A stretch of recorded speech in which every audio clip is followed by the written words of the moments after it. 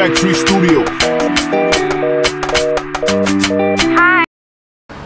2, 1, on tourne.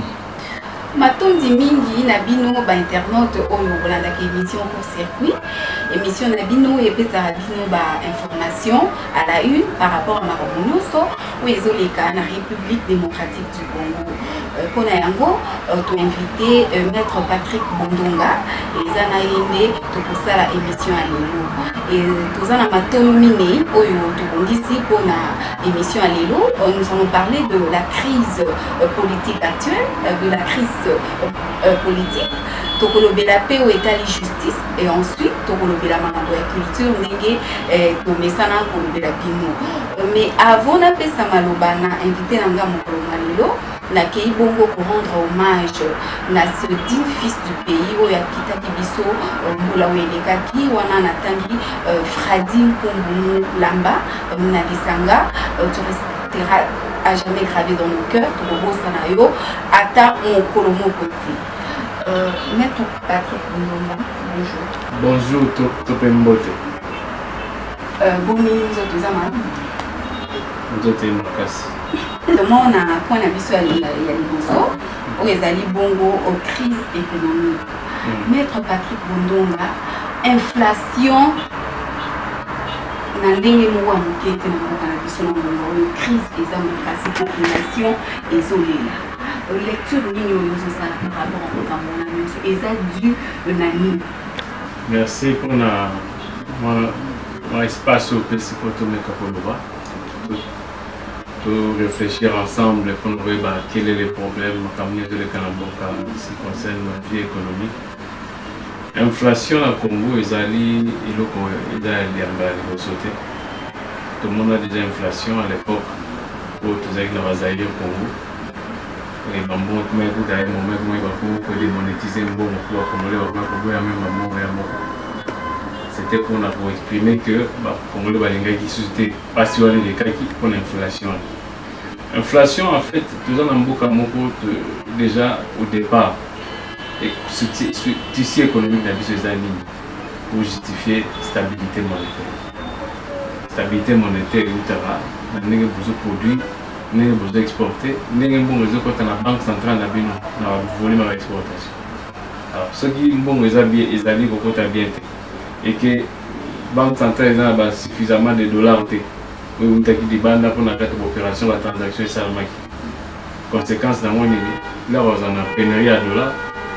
Bon, il y a Congo équité valeur. Donc, et comment c'est que le pouvoir d'achat dans l'équité? Et puis, une autre façon, c'est que pour recourir à la planche à billets, imprimer le papier, pour faciliter le paiement. Et là, la conséquence, c'est qu'il va imprimer le papier. Et dans le papier, valeur dans la capacité. Et que valeur sur la capacité, équité par rapport à la monnaie est plus forte. Donc, il y a une situation économique qui est morose, compliquée, difficile à atteindre. Et que conséquence directe, c'est notamment le prix feuille matin, parce que la valeur de la monnaie perd de valeur. Le prix, il y a beaucoup dans le marché feuille matin. Et pouvoir d'achat à la population, puisque le salaire est pour matin, pouvoir d'achat à la population est réduit. Voilà, c'est en fait la situation qui se présente sur le plan économique. Dû à quoi? Pour moi, la première des choses, c'est d'abord, c'est les bandeliers parce que déjà dans la production, la production est déjà suffisamment pour soutenir vraiment l'économie de la vie. Mais la production pesante, mais après, c'est la crise politique, tout ça, comme instabilité. Naturellement, l'opérateur économique va hésiter pour investir. Ceux qui ont besoin d'hésiter pour investir, donc, bon, pour circuler, la transaction que ça a maté, comme transaction que ça a maté, conséquence, vous en avez un traité dans le boca, entrée égalité, comme entrée égalité dans l'opération d'importation, d'exportation, ou une commerce extérieur, international. Et là, naturellement, bon, on a dit qu'il faut faire la valeur dans l'équité. Voilà.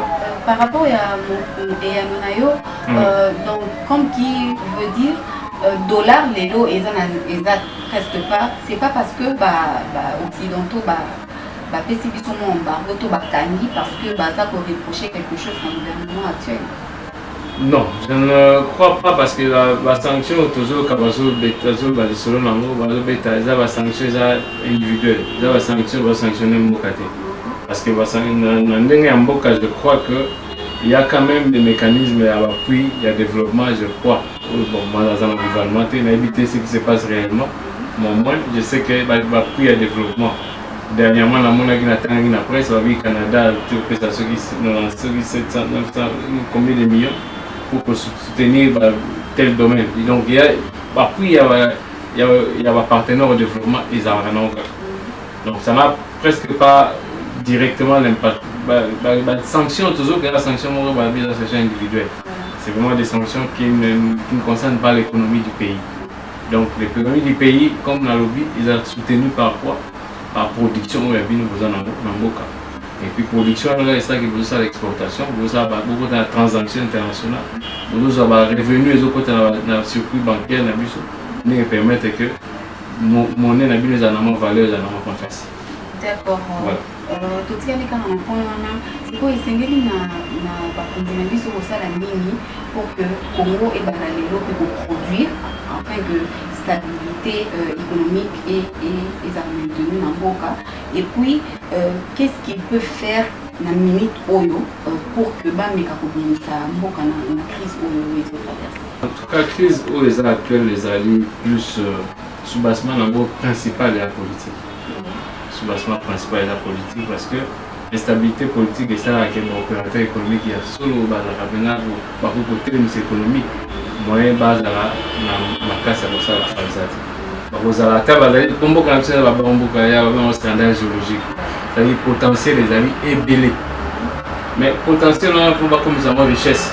Avant comme nous avons richesse, il faut que nous tous agir pour investir monnaie à la sécurité juridique, sécurité politique, la stabilité économique. Le royaume a mis en place des services à la décision pour investir et puis à l'assurer que moi à récupérer pour investir. Donc tant qu'il y a la possibilité pour investir, madame a un résultat en beauté, tout le monde va avoir fait ça. Donc c'est pour dire que Mboka et autant Bolakaka, cette solution est pour Zoma, le niveau de la stabilisation de la situation politique. Et pour ça on a fait que réaction normale. Les Mboka, tu peux ça exemple, tant que Meka voter la loi sur le plan économique, n'a pas signé ça, loi va voter qui n'a 2000 sur la code minier. Avant loi sur le plan minier, Mboka qui n'a pas mobile, l'investissement qui n'a pas militaire. Là va voter va libéraliser le secteur wana, tu vas comprendre l'opportunité et puis stabilité et l'anda qui après parce qu'après c'est aussi segment la Sun City, combien de stabilité en plus, ça dit que tu vas bien mon boulot dans beaucoup de sociétés, mais investissement est qui. Moi, évolution, il y a un stade qui moi soutenir stabilité, il y a monnaie dans biso de vraiment stabilité jusqu'à maintenant, jusqu'à quand la situation pratiquement pire actuelle. Donc, ils allaient décision politique des hommes à l'époque, où ils allaient voter qui mieux comme on besoin accompagner, comme ce qu'on appelle en français amélioration du climat des affaires. Donc, amélioration du climat des affaires, ça veut dire quoi? Obtenir ma surprise économique à clarifier. Du point de vue juridique, tu vas dans la confiance, si tu as un problème, tu vas résoudre dans le facilement. Et que si jamais, tu as garanti que Bambo va investir, va exproprier, va monter sans juste une indemnisation. Moi, il va bloquer les mains côte à côte pour créer un cadre où ils allaient dans la sécurité sur le plan juridique et qu'il puisse la stabilité du point de vue économique. Ce qu'on appelle dans l'ensemble l'amélioration du climat des affaires. Alors, c'est tout ça mis ensemble de ça que nous avons et ça que c'est vrai, l'État a dit la puissance économique dans le cas aussi parce que l'État normalement l'État devait être plus grand dans certains pays. Par exemple, il y a un monde de Saramaki. Tu as la classe qui côté capitaliste, côté communiste. Côté capitaliste, ils ont plus privé de l'investissement. L'État a pour réguler le système. Côté communiste, avec actuellement effondrement dans le clan communiste, l'État est le plus grand investisseur, tout le monde est dans la carte de l'État. Alors, il est vrai que le communisme et ça limite et c'est qu'ils ont un fondement pratiquement dans le monde où il y a le plus communiste à outrance. L'URSS, même la Chine, actuellement, va comme un capitalisme parce que nous sommes commis qu'on libéralisé, l'économie comme libérale. C'est normal, même dans le Congo aussi. Normalement, dans le Congo, l'économie doit être libérale, bien sûr, avec une forme d'intervention à l'État mais limitée. Parce que tout là, en Bocamo, d'abord, l'État a failli dans beaucoup de choses sur le plan économique. Chaque fois que l'État a qui charge à vos entreprises, partant de la zaïrianisation, les bobos tabotés qui minèrent les babilotes, privé à bilot, quand on peut s'arrêter à privé, après ça dit d'abord l'État. Quelque temps après l'État est analysé un monde qui a profité, avant que ça rétrocession, a rétrocédé par particulier le Congolais.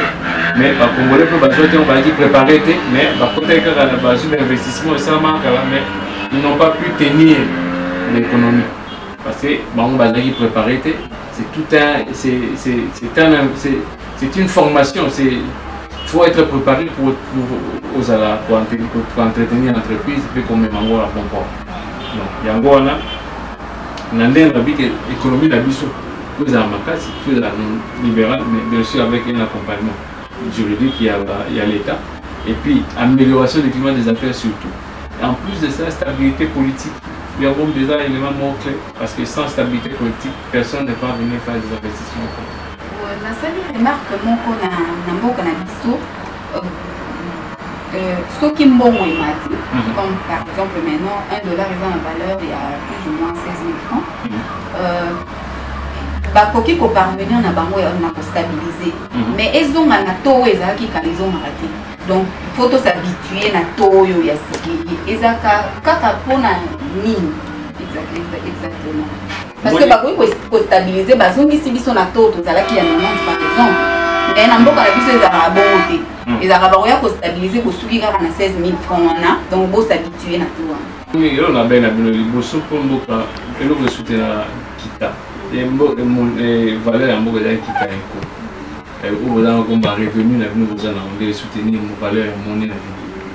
Alors na Congo à supposer pour stabiliser beaucoup que tu as économique pour qu'il y ait financier la banque centrale et que bon soutenir monnaie nationale.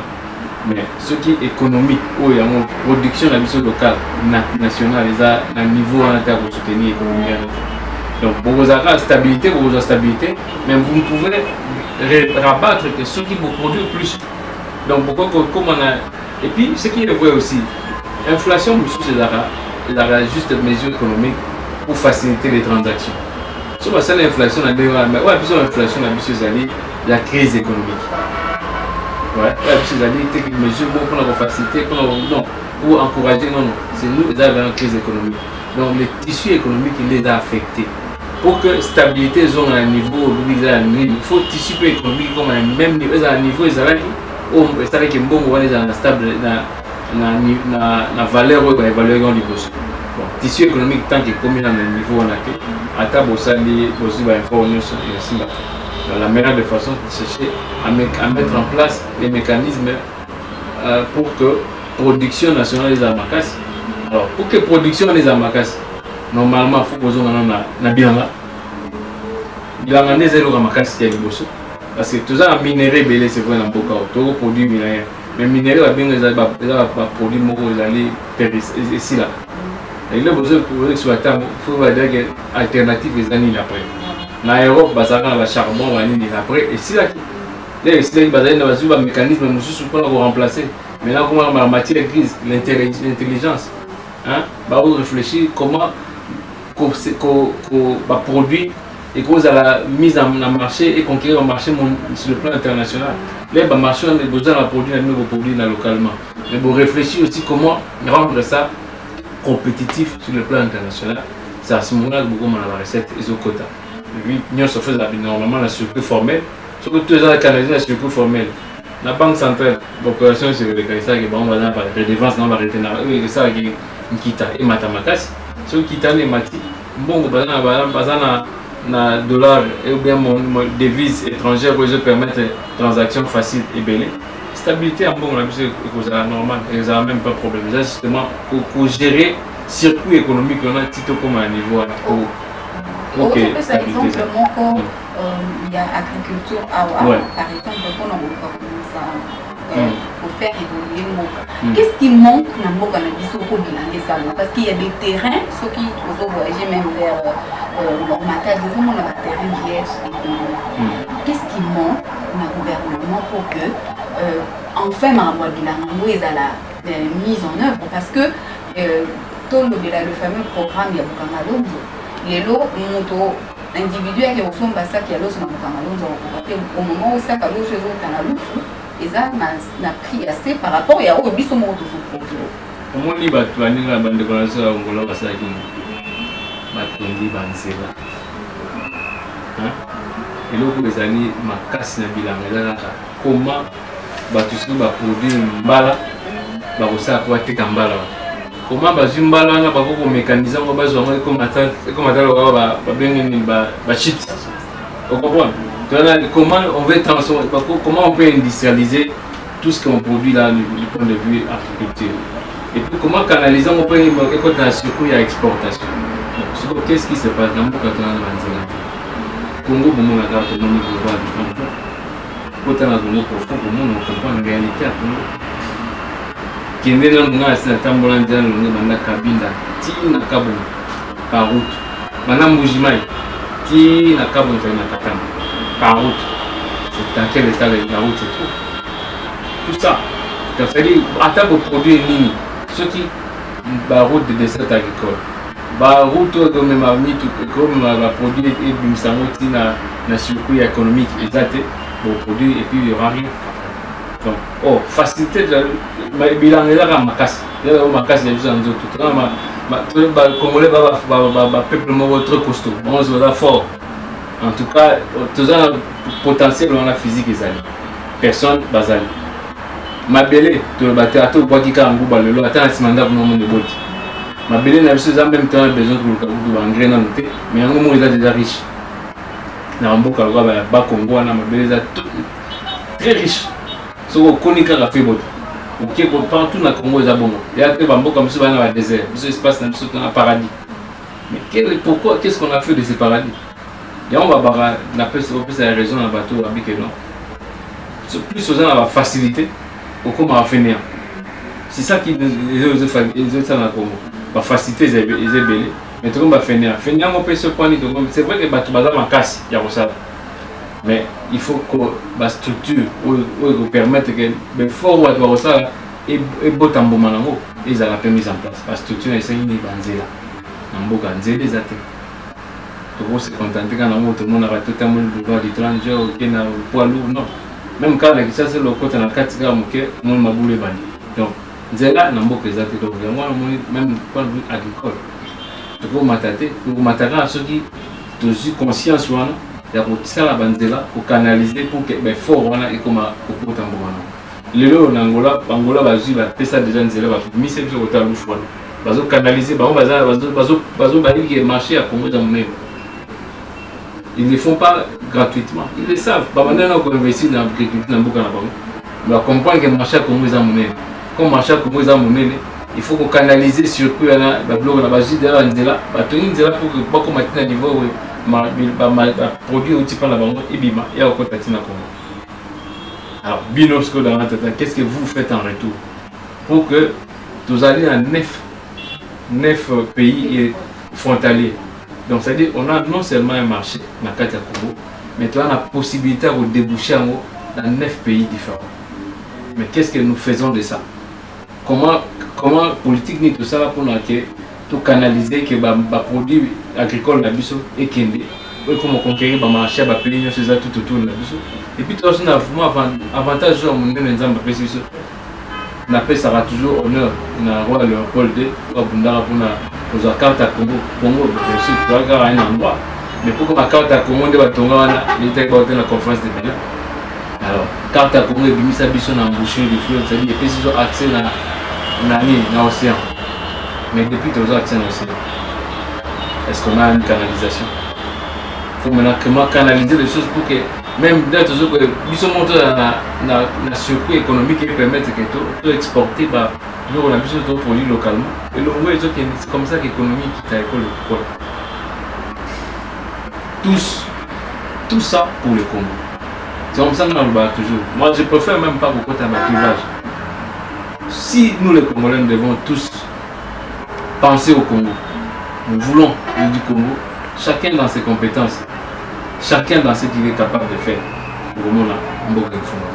Koyoka makambo ya boye ezopesa esengo mais ezosala pe mpasi na motema mpo toza na nyonso mais population ezolela population ezocontinue kokufa nzala tokomi bongo tokoti bongo na deuxième point na biso eza ya crise politique mais nake kopesa basalutation na basponsor officiel ya émission oyo bazosoutenir biso na émission oyo là je vois chez Senka en Australie le sponsor très officiel de court-circuit et je n'oublie pas grand frère Onos Limbambe.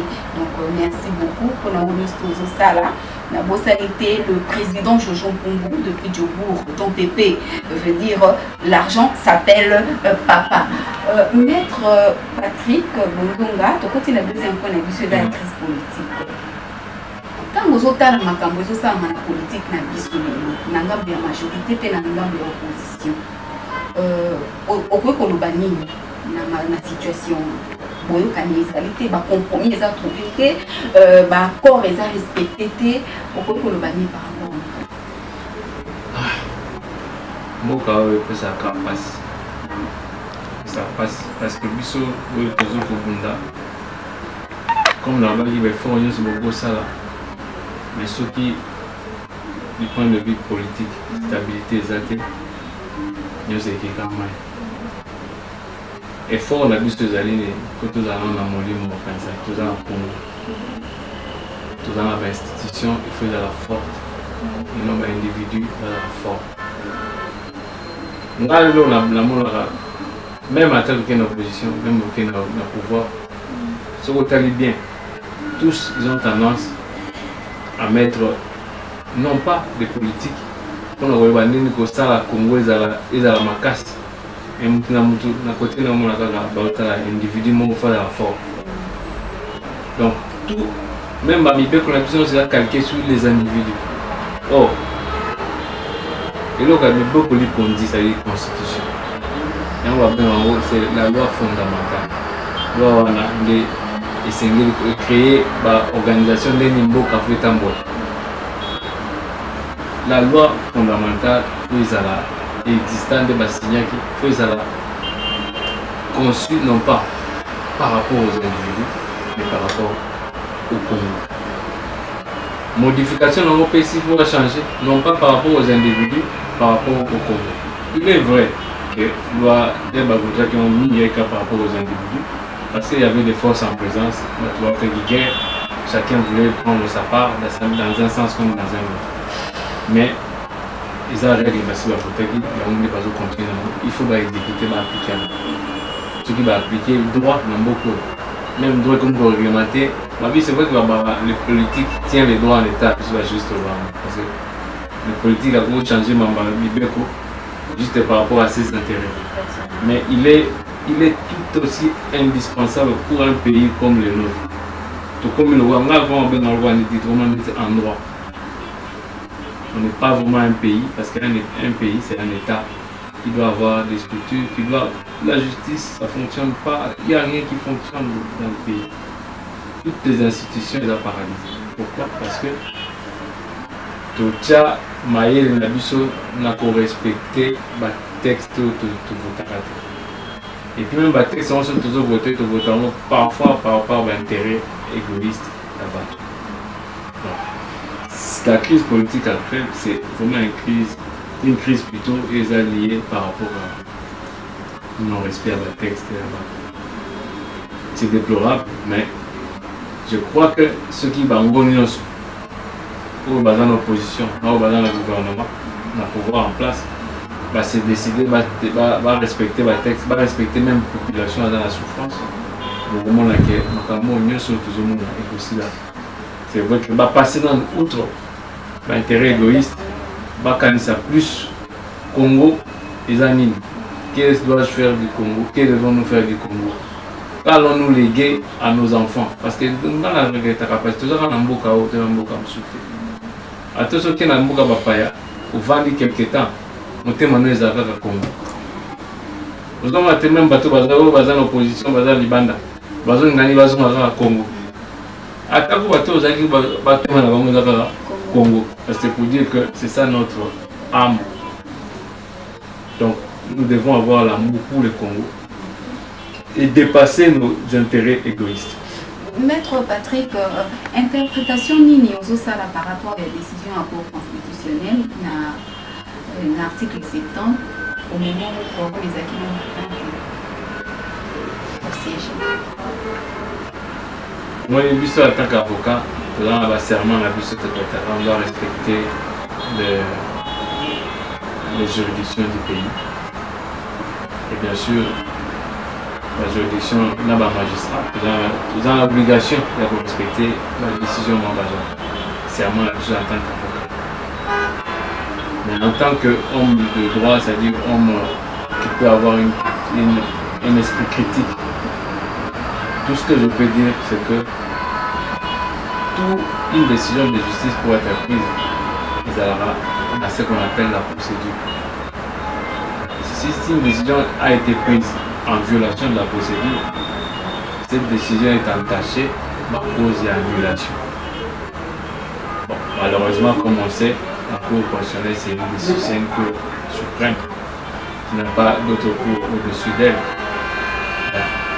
Je n'ai pas les détails de la procédure qui a été suivie, mais si les règles n'ont pas été respectées, c'est quand même une décision qui est toujours susceptible de voir un jour ou tard, tôt ou tard, qu'on puisse revenir sur ça, par peut-être des voies de recours qui sont ouvertes. Il est difficile aujourd'hui que la voie de recours n'est pas ouverte contre Rwanda, parce que ouverture, il y a procédure, il y a cour constitutionnelle et pouvoir judiciaire supérieur, il y a la cour constitutionnelle. Mais c'est plus une décision qui a plus, comme on dit, la cour constitutionnelle, c'est une juridiction qui a vocation à gérer les hommes politiques. Il y a beaucoup d'influences politiques qui rentrent dedans. Donc on ne sait pas trop exactement comment ça va jusqu'où ça va nous amener. Mais au moins, ce qui est sûr, c'est que faut battre la mibé pour la maman le vaquini. Ceux qui veulent il faut siéger 9 avant la décision. Ceux qui siéger 5 pour la décision, c'est que la décision m'a bien. La décision de la Cour constitutionnelle doit être. Je ne sais pas parce que pour moi, dans la justice, il y a une chose, une vérité, c'est que c'est un principe peut-être malheureux pour certains, mais ça reste un principe. La vérité judiciaire et la vérité ontologique.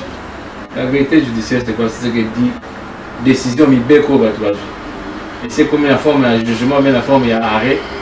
Ça s'applique, quelle que soit la manière dont on a pris cette décision. Pour que cette décision-là est quoi? Il faut attaquer la procédure au président prévu dans l'Ibeko. Mais maintenant, suivant l'organisation, il y a cour constitutionnelle, c'est que l'Ibeko prévoit procédure comment attaquer cette décision qui avait été prise. C'est là tout le problème. Si la Cour constitutionnelle a une décision à prendre et ça s'arrête là, on aura peut-être pris une mauvaise décision, mais elle va rester s'appliquer parce que comme il y a une vérité judiciaire qui s'impose sur la vérité ontologique. Maître Patrick, est-ce qu'on dit que surtout que le Kondo et Etienne Tshisekedi ici à Tikibiso, est-ce que je crois que tout ça sont en opposition? Ce qui est oui, on peut savoir point positif de l'opposition et il faut que le négatif. Pouvoir en opposition, les Albanais d'abord. Ça va beaucoup tenir. La démocratie, nous sommes en train de la prendre. Il est vrai qu'à travers le monde, la démocratie a vécu différemment. Donc, il y a les États-Unis, on va parler de l'élection là-bas. Grand électeur de l'Élysée, président par exemple. La démocratie, là, et puis le président a deux mandats, voilà, possibilité aussi à deux mandats. Donc, il y a un peu comme en Allemagne par exemple, où l'exécutif est conduit par le chancelier, mais peut avoir autant de mandats, mais ils ont la carte à la démocratie là-bas. Donc en fait, c'est le pouvoir et l'opposition c'est par rapport à ce qu'ils apportent comme projet. Le pouvoir maintenant, c'est quoi? C'est la détention du pouvoir politique. Bateau va pouvoir exercer le pouvoir politique. Actuellement, par exemple, qui sont au pouvoir, nous le savons. On dit que le pouvoir. Au la carte à pouvoir, bateau va dans les bandes, va préférer pas forcément qu'on dénonce, mais amener un autre discours pour amener toujours le projet pour le pays. On dit qu'on est en opposition. Maintenant, le problème avec nous, c'est ce que j'ai toujours déploré. Nous n'avons pas un système où les partis, ils ont un idéal commun, ils ont des projets communs, mais ils sont tous derrière des individus. Et vous verrez que même dans la partie politique de la Bissau, généralement c'est quoi? C'est une personne qui est soit le président et sa femme qui est le vice-président. Quand il est candidat député, il est lui-même. Bon, c'est vrai que même en France, tout le monde a François Fillon, déjà partout, c'est vrai, mais il y a des choses à plus accentuer parce que les partis ont plus une lignée familiale, soit ils ont clanique, soit on n'a pas vraiment des objectifs dans la philosophie où ils permettent que nous soyons libéralistes. Et j'ai réfléchi comme ça pour moi, mon pays, pour que ça marche, je dois réfléchir, je dois mettre ça et que ça va marcher. Lorsque les gens qui réfléchissent de la même manière, ils pensent de la même manière, ils se mettent ensemble, ils vont constituer ce qu'on appelle un même clan, un même parti. Maintenant, les gens, ils se font des mariages contre nature. C'est-à-dire, vous voyez, c'est plus par rapport aux intérêts et au positionnement politique que les gens agissent. Raison pour laquelle vous verrez que même quand des gouvernements que vous il n'y a pas d'homogénéité, il n'y a pas une même ligne de conduite, de sorte que le pouvoir, on l'exerce mal et on n'arrive pas à atteindre les objectifs aux populations de l'intervention.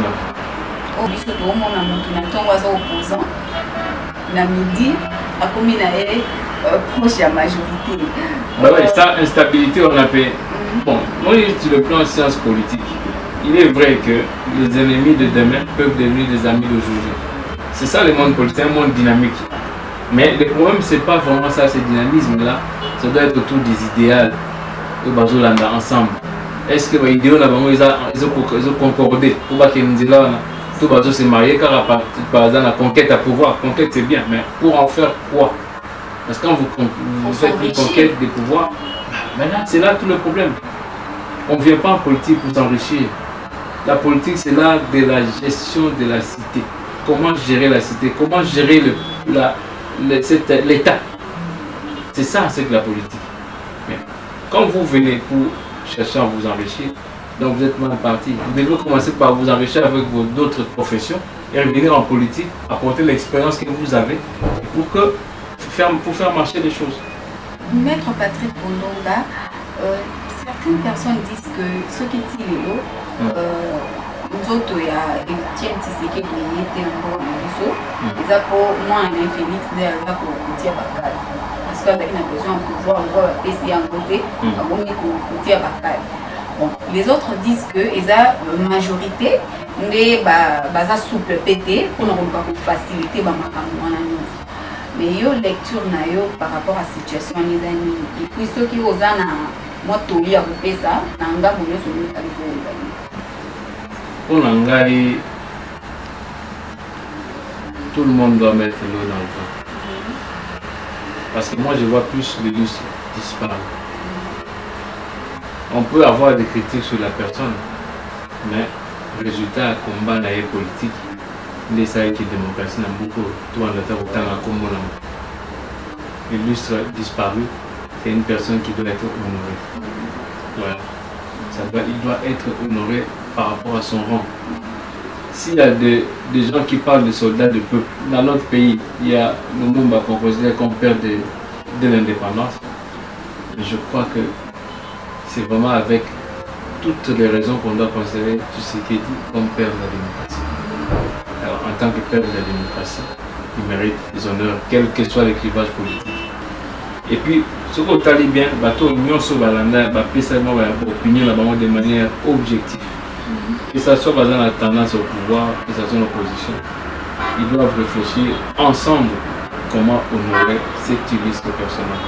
Qu'on soit, il faut que tout le monde va prier, monsieur, dans la France, ok, na Panthéon. Il y a un endroit au grand, il y a une phrase qui dit aux grands hommes, la patrie reconnaissante. Tu vois? C'est-à-dire qu'on doit avoir une reconnaissance par rapport à ce que chacun a pu faire par rapport à ce pays. Et il doit être reconnaissant au-delà de notre clivage politique. C'est là les soucis qu'on doit avoir pour les Congolais. C'est-à-dire que le papa Tshisekedi est décédé. Congo est non étiqueté et que tout ça c'est une solution, tout ça c'est une opposition. Là on revient encore au moment de créer. C'est-à-dire que tout tourne autour des individus au lieu de tourner autour des institutions. Vous voyez? Nous devons faire un effort pour que même l'opposition, il y a des valeurs sûres, il y a des personnes qui sont tellement sûres, auxquelles moi, des personnes qui m'inspirent dans cette opposition, mais qui doivent prendre les choses en main, à bras le corps. Il y a des têtes dans cette opposition, des personnages comme je sais que parfois ils sont versatiles, c'est ça le problème, c'est peut-être la crise, mais ils doivent parler autour des idéaux. Quand ils parlent autour des idéaux, cette opposition sera forte. On doit éviter que tous les pays soient suspendus sous la tête d'un individu, d'une seule personne. Non. Et tant que ce sera le cas, on ne sortira jamais de cette auberge. On doit chercher à avoir des institutions fortes, même du point de vue de l'opposition, parce que l'opposition c'est aussi une institution de l'État. Ça fait partie des institutions qui font que l'État puisse marcher en bonne et due forme. En France, nous savons comment ça se les représentants de l'opposition, il est même financé par le Trésor public. Donc c'est une institution de l'État, c'est mis en place pour faire marcher les institutions de l'État. C'est partie des organes citoyens. Moi, il y a une forme d'engagement citoyen. Chaque fois que on a un message de temps en temps, ça m'inspire toujours et ça me rend heureux de savoir que peut-être l'avenir sera meilleur. Quand je vois par exemple les jeunes gens de Lucha, je ne sais pas, ils ont certainement un leader, mais on ne voit pas leur leader. Hein. On parle que les Lucha partout, ils sont plusieurs, ils agissent comme des fourmis. Quand ils décident de faire une action, même à deux, ils vont le faire. Ils vont faire l'action en question. Ça va dire que notre qui le peut ça Kim Pop, bon Kakabon va dire Kim Pop va contester pourquoi c'était là ça.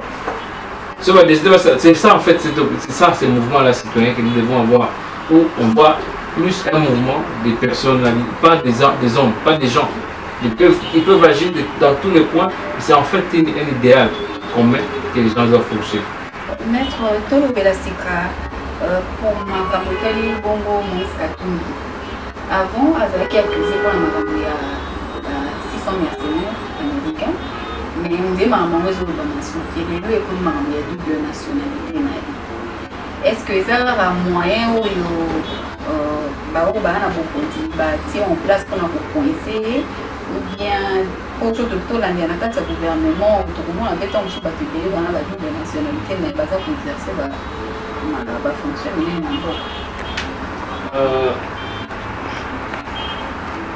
politique déjà en réalité. On dit toujours dans la politique, on ne se donne pas des cadeaux. Il est toujours important lorsqu'on entre en politique, on ait aussi toutes ces assurances que du point de vue juridique, vous en avez un problème. Parce qu'homme politique, on est en face, dès que tu as une faille sur le plan juridique, il ne va pas hésiter pour te rentrer dedans. Donc il est important, parce que je ne maîtrise pas le dossier des nationalités, nous en tant que juristes avertis, avoir le Balikambenda pour maîtriser dans les détails, dans le moins de détails. Ce qui est sûr, ce qui est vrai, c'est que la nationalité n'a plus sur la Congo. C'est le ballon, la nationalité une et exclusive. Cela veut dire quoi? Lorsque vous détenez la nationalité congolaise, vous ne pouvez pas détenir concurremment une autre nationalité. Si vous détenez une autre nationalité, ou surtout quand vous détenez une nationalité, vous pouvez être une nationalité congolaise. C'est ça en fait ce que dit notre loi. C'est une réalité juridique. C'est une vérité qui s'impose en tant que disposition de la loi. Au-delà de ça, il y a des réalités politiques. Comme on dit, les politiques tiennent les droits en État. Les politiques, il faut que beaucoup là, il faut que vous ayez droit et comme trouble, ou bien comme cercle. Donc, c'est ça les politiques. Et alors, du point de vue juridique, comme on dit, la loi est toujours stricte et normalement de stricte application. Mais du point de vue politique, nous avons vécu une forme de tolérance dans ces pays. Et où, comme toi, tu viens de le dire, beaucoup d'hommes politiques n'ont beaucoup détenu la nationalité double. Et à un moment même, dans le Parlement, il y a même trêve. L'autre moment, pour ne plus débattre sur cette question-là, parce qu'il fallait résoudre. Tout récemment, nous avons encore appris, lorsque le Premier ministre Badiba venait d'être nommé, on a appris que c'est pratiquement au lendemain de sa nomination que les procédures de rénonciation des nationalités belges ont été entreprises. C'est pour dire que c'est une réalité que nous sommes en train de vivre au jour le jour. Bon, bien sûr, la loi électorale peut poser des conditions pour être éligible à tel ou tel niveau de responsabilité. C'est en principe cette loi qui détermine tout. Et tout part de ce que prévoit notre constitution et tout est en fonction de cela.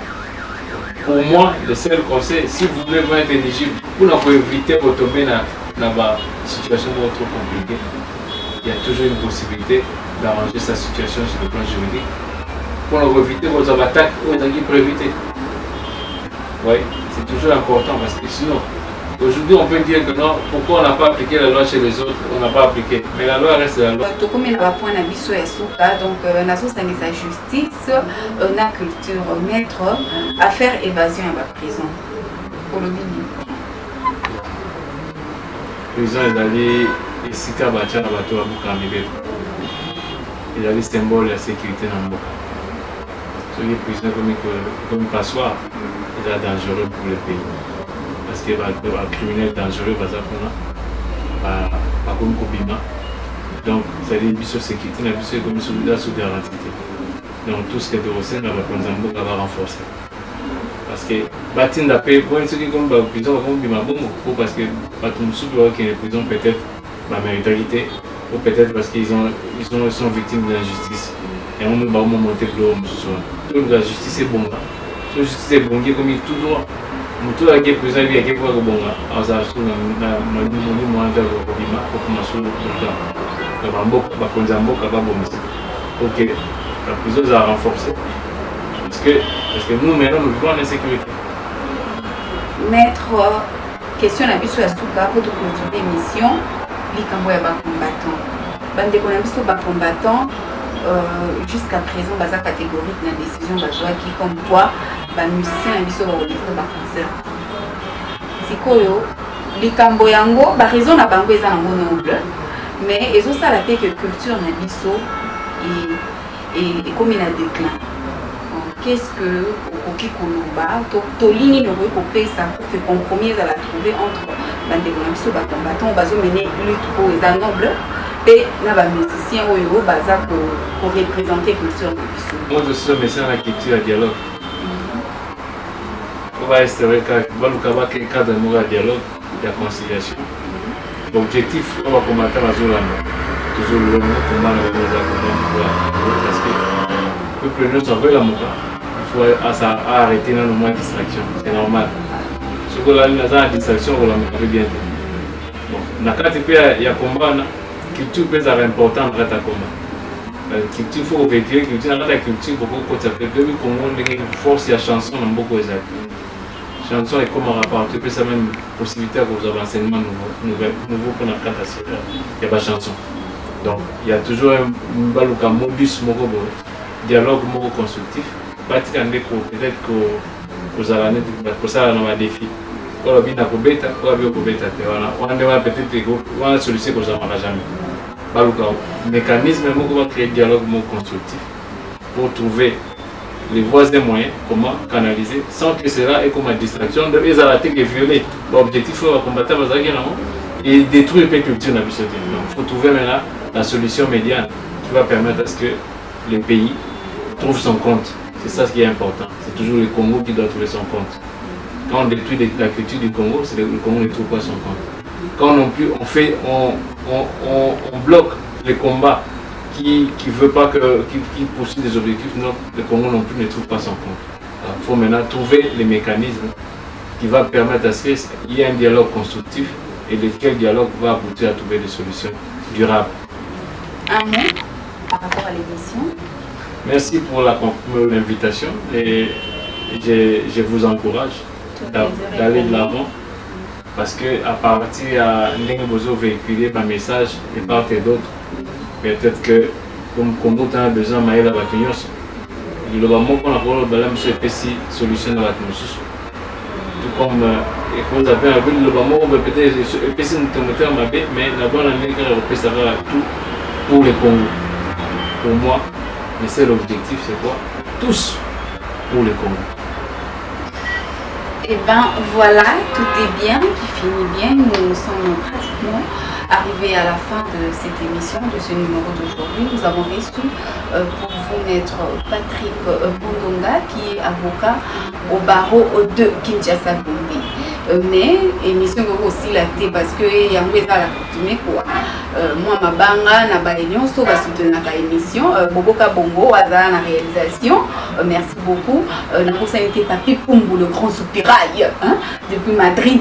Big dédicace à toi Jeannette Mouchenga Pumbu moi si moulay mbinga. Maman sucre. Big dédicace à toi Philo Kovanza mes bébés chéris. Bébé Placide Ngoma, bébé Michael Kalemba, bébé Promesse et Loïka. Et je n'oublie pas juste